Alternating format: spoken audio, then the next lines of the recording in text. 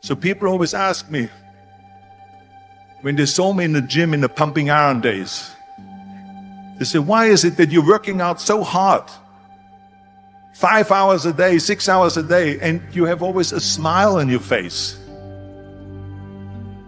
The others are working out just as hard as you do, and they look sour in the face. Why is that? And I told people all the time, I said, because to me, I'm shooting for a goal. In front of me is the Mr. Universe title. So every rep that I do gets me closer to accomplishing that goal, to make this goal, this vision turn into reality. Every single set that I do, every repetition, every weight that I lift will get me a step closer to turn this goal into reality. So I couldn't wait to do another 500-pound squat. I couldn't wait to do another 500-pound bench press. I couldn't wait to do another 2,000 reps of sit-ups. I couldn't wait for the next exercise. So let me tell you something, visualizing a goal and going after it makes it fun. You got to have a purpose no matter what you do in life. You got to have a purpose. And Muhammad Ali worked his butt off. And I saw it firsthand. And I remember that there was a sports writer that was there in the gym when he was working out and he was doing sit-ups. And they asked him, how many sit-ups do you do? And he said, I don't start counting until it hurts. Now think about that. He doesn't start counting his sit-ups until he feels pain. That's when he starts counting. That is working hard. And so you can't get around the hard work. It doesn't matter who it is. Work your ass off. There is no magic pill. There is no magic out there. You cannot get around. You have to work and work and work. Make sure of this and make sure of that and all that stuff. So it's work. And it drives me crazy when people say that they don't have enough time to go to the gym for 45 minutes a day and work out. Or to do something for 45 minutes to an hour a day to improve. If it is physically improve or if it is mentally to improve. Imagine you read 1 hour a day about history. How much you will learn after 365 hours in 1 year. Think about if you study about the history of musicians, of composers, how much you would know. Imagine if you would work on a business, on some business that you want to develop every day for an hour. Imagine how further along you will go and get. So it drives me nuts because we have, when people say we don't have the time, we have 24 hours a day. We sleep 6 hours a day, so that gives you still 18 hours. There's someone shaking their head out here in front to say probably, I don't sleep 6 hours, I sleep 8 hours, right? But just sleep faster. So we have 18 hours a day. The average person works around 8 to 10 hours. So let's assume it's 10 hours, so we have 8 hours left.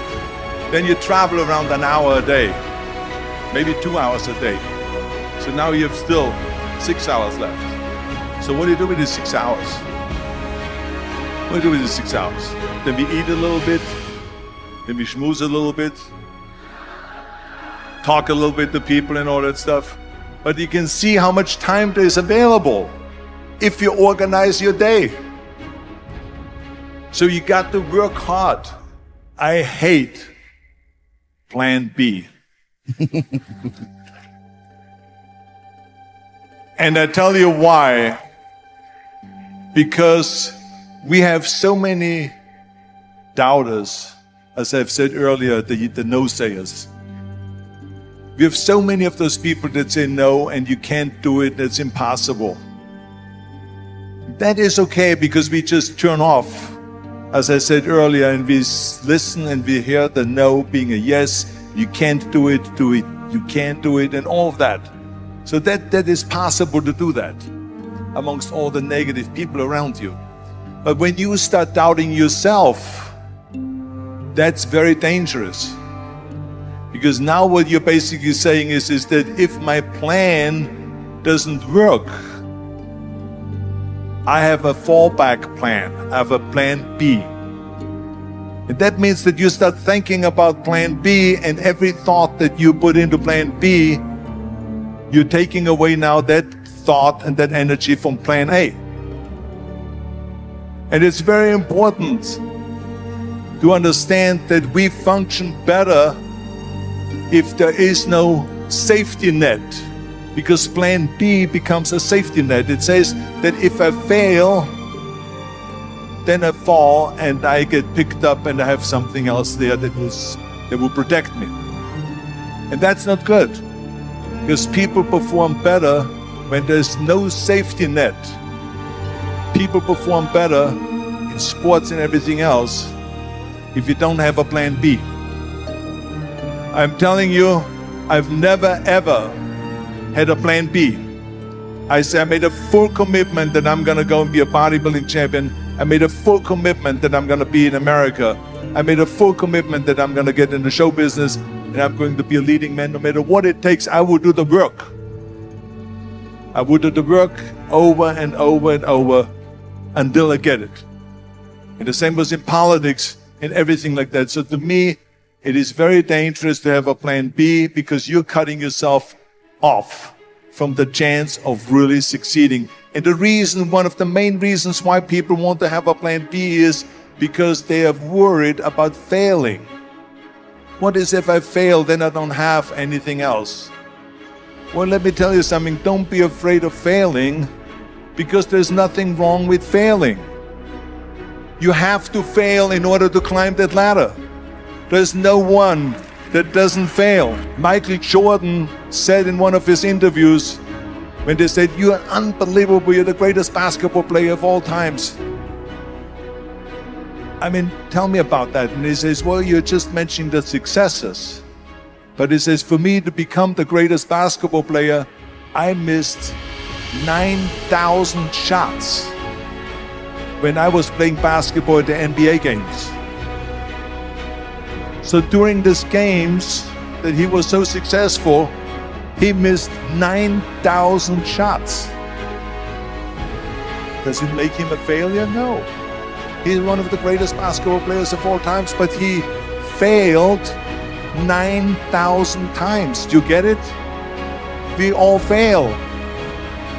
It's okay.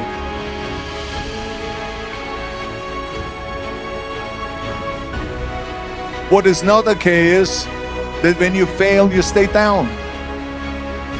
Whoever stays down is a loser. And winners will fail and get up. Fail and get up. Fail and get up. You always get up. That is a winner. That is a winner. I failed in bodybuilding.